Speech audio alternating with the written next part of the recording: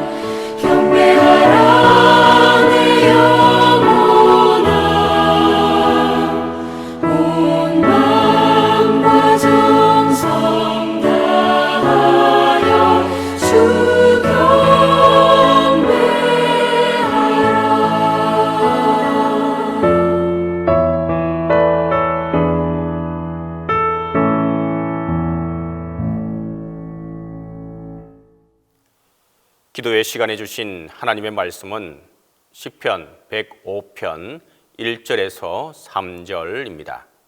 구약성경 시편 105편 1절에서 3절입니다. 다 함께 봉독하겠습니다. 여호와께 감사하고 그의 이름을 불러 아뢰며 그가 하는 일을 만민 중에 알게 할지어다. 그에게 노래하며 그를 찬양하며 그의 모든 기이한 일들을 말할지어다. 그의 거룩한 이름을 자랑하라. 여호와를 구하는 자들은 마음이 즐거울지로다.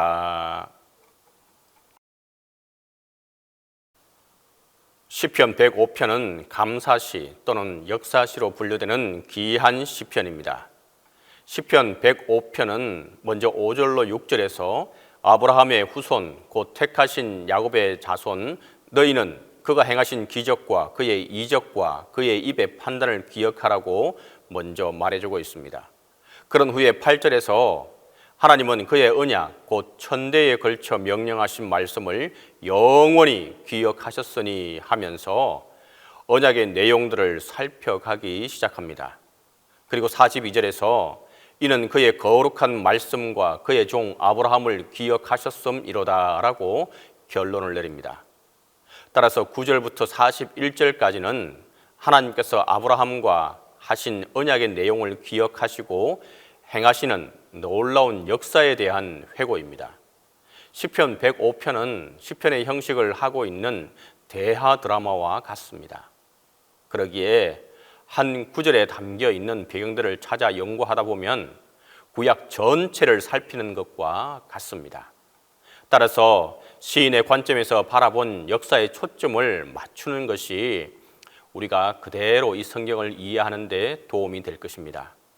만약 아브라함부터 이삭과 야곱, 요셉을 지나 애굽과 출애굽의 과정 그리고 광야 생활을 세세히 살핀다면 이 시편으로 한 달을 묵상해도 모자랄 것입니다. 그러므로 시인의 관점을 따라 언약에 신실하신 하나님의 역사라는 관점을 이 시편을 묵상해 가는 것이 옳아 보입니다. 어쨌든 시편 105편은 하나님은 아브라함과 맺은 언약에 신실하시다라는 것을 말해주고 있습니다.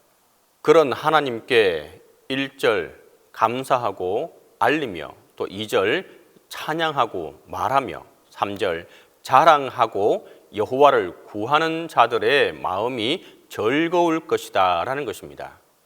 여호와와 그의 능력을 구하고 그의 얼굴을 항상 구하는 삶을 살아야 한다는 것입니다. 그리고 43절은 그렇게 언약에 신실하신 하나님이 그의 백성이 즐겁게 나오면 그의 택한 자녀들을 노래하며 나오게 하신다는 것입니다. 그 이유는 여러 나라의 땅을 그들에게 주시며 민족들이 수고한 것을 소유로 가지게 하셨기 때문입니다. 하나님께서 그렇게 그들이 짓지 않은 집과 성읍과 과실을 먹게 하신 이유는 이스라엘 백성들로 하여금 하나님의 율례를 지키고 그의 율법을 따르게 하시기 위함이라고 시인은 정리하고 있습니다. 1절부터 4절은 신실하신 하나님에 대한 찬양의 초청입니다. 시인이 감사하고 알게 해야 할 일은 하나님의 신실하심입니다. 언약에 대한 신실하심 그것입니다. 사람 편에서의 반응보다는 하나님이 얼마나 신실하신가 또 변함없으신가에 대한 묵상을 말하는 것입니다. 하나님은 신실하시다. 늘 우리 가슴을 뛰게 하는 말씀이지만 우리는 자주 그 하나님의 신실하심을 잊고 살 때가 많기 때문에 이렇게 시인들을 통해서 다시 기억하기를 원하시는 것입니다. 감사하라는 1절의 시작으로 만민 중에 알게 하라, 노래하라, 찬양하라, 기사를 말하라, 자랑하라, 즐거워하라고 말씀하고 있습니다. 따라서 하나님께서 신실하시다는 것을 느끼고 감사하는 신앙생활에서 말하고 자랑하라는 것입니다. 우리 신앙생활의 중요한 한 측면이 바로 전하는 일입니다. 시인은 하나님의 신실하심을 말하고 자랑하고 전하라고 우리에게 계속 말하면서 다른 측면에서는 기도하라고 요청합니다. 그래서 오늘 묵상은 역사 속에서 신실하신 하나님께 감사하고 그가 하시는 일을 만민 중에 알게 하는 것입니다. 하나님의 능력을 구하고 그의 얼굴을 항상 구하는 삶은 하나님의 신실하심에 대한 반응입니다. 하나님의 구원을 받은 성도들은 과거의 구원을 기뻐하고 감사하면서 또 동시에 미래의 구원과 축복을 위해 하나님을 의지해야 한다는 것입니다. 그런 의미에서 이 첫 부분은 찬양과 기도를 통한 구원받은 자들의 하나님에 대한 헌신을 먼저 말해주고 있습니다. 그렇다면 어떻게 감사와 기도의 삶을 살아갈 수 있을까요? 사실은 이것이 시인의 묵상하는데 이 시편의 핵심입니다. 5절부터 9절은 하나님께서 행하신 이적과 판단, 즉 심판을 기억하는 것에 있다고 말하고 있습니다. 문제의 핵심에는 항상 기억하는 것이 있습니다. 8절에서 하나님은 천대, 즉 무한한 시간 동안 당신의 백성들과 체결한 언약을 기억하셨습니다. 그런데 우리는 그분의 신실하심을 맛보고 경험하고도 너무 쉽게 잊어버린다는 것입니다. 그래서 하나님은 이렇게 시인을 통해서 다시 기억하라고 요청하고 있는 것입니다. 무엇을 기억합니까? 이미 말씀드린 것처럼 하나님께서 행하신 기적과 이적과 그의 입의 판단입니다. 하나님의 판단이 온 땅에 있다는 것은 하나님께서 감찰하시는 분이시며 심판하시는 분이라는 사실을 분명하게 말씀하고 있습니다. 하나님은 신실하십니다. 그러나 하나님은 심판하시기도 하십니다. 이것을 잊지 말고 기억하라고 말하고 있는 것입니다. 하나님께서 기억하시는 것은 아브라함과 맺은 언약이고 이삭에게 하신 맹세이며 야곱에게 세우신 율례입니다. 이스라엘에게 하신 영원한 언약입니다. 그 언약의 내용은 11절에 나옵니다. 경작할 땅에서의 가나안 땅의 정복과 소유와 상속에 대한 언약이라는 것입니다. 이 언약은 출애굽의 모든 과정이 포함된 것입니다. 그래서 시인은 가나안 땅을 향한 여정을 아브라함부터 시작하여 정리하고 있는 것입니다. 하나님은 가나안 땅을 그들에게 주시고 그들로 하여금 더 하나님을 잘 믿게 하기 위해서라고 말씀하고 있습니다. 45절은 이는 그의 율례를 지키고 그의 율법을 따르게 하려 하심이라는 것입니다. 그런데 이스라엘 백성들은 하나님을 더 잘 따르고 그의 말씀과 율례를 순종했습니까? 그렇지 못했습니다. 그래서 하나님의 신실하심 앞에 부끄러운 106편이 이어지는 것처럼 느껴지고 있는 것입니다. 그래서 오늘 묵상은 만민 중에 알게 하고 기이한 일을 말하고 거룩한 이름을 자랑하라는 말씀에 머무르게 된 것입니다. 오늘 우리가 만나는 사람들에게 하나님의 구원을 말하는 우리가 되기를 바랍니다. 자랑하는 날이기 바랍니다. 어떤 하나님을 자랑합니까? 언약에 신실하신 하나님입니다. 또한 여호와의 그의 구원을 능력을 구하는 삶, 그의 얼굴을 항상 구하는 신실한 그리스도인의 삶을 살라고 오늘 우리에게 도전을 주고 있는 것입니다. 오늘 역사를 통해서 언약에 신실하셨던 하나님을 다시 생각해 보면서 누구에게라도 하나님을 자랑하는 그런 날이기를 바랍니다. 하나님의 언약의 약속을 믿고 노래하며 찬양하는 자에게 주님의 인도하심이 구원하심이 함께하게 될 것입니다. 기도하겠습니다. 먼저는 오직 하나님께 노래하며 찬양하며 기도하게 해달라고 이 시간 함께 기도하겠습니다. 두 번째로 아파하고 힘들어하는 환우들의 회복을 위해서 우리가 한 목소리로 기도하겠습니다. 가정의 문제로 고통 중에 있는 우리의 성도들과 우리의 이웃들이 있습니다.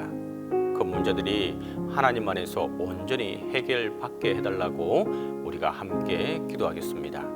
이 세 가지 기도 제목을 가지고 함께 기도합니다.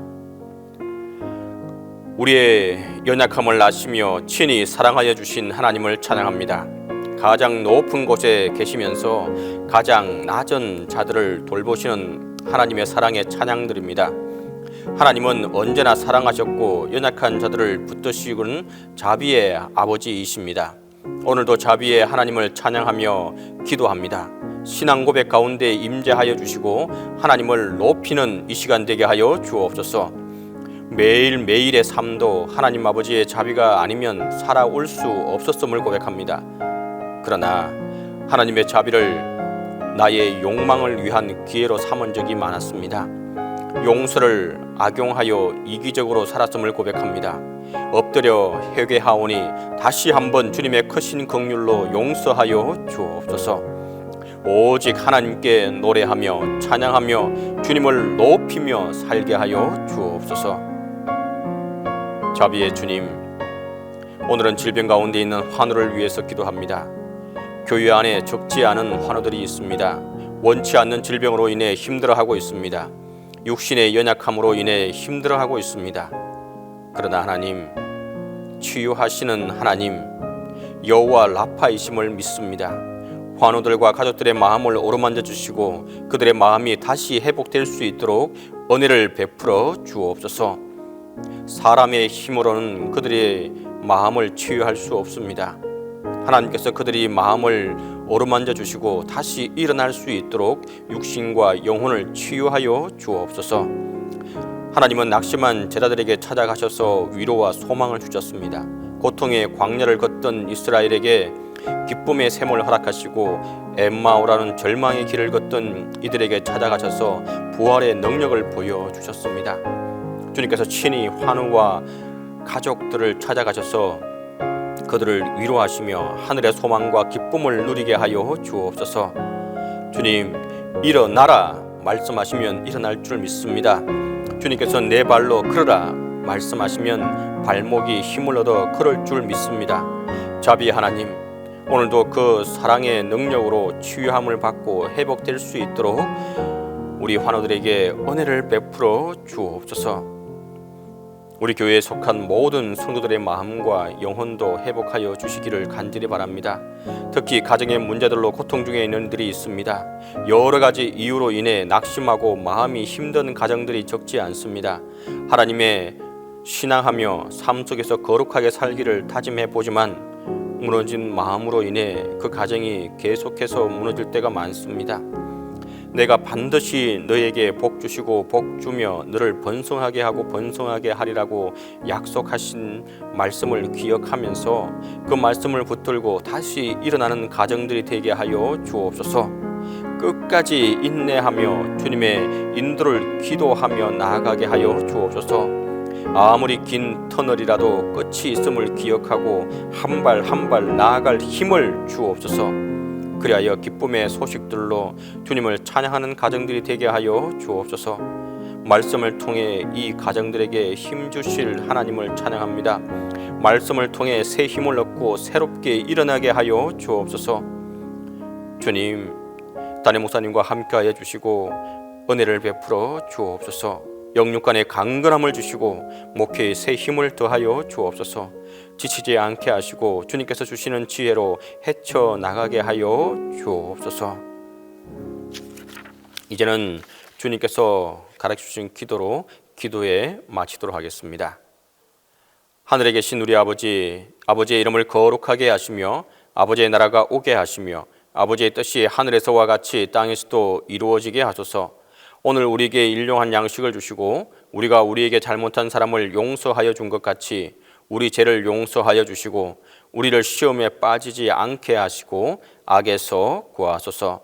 나라와 권능과 영광이 영원히 아버지의 것입니다.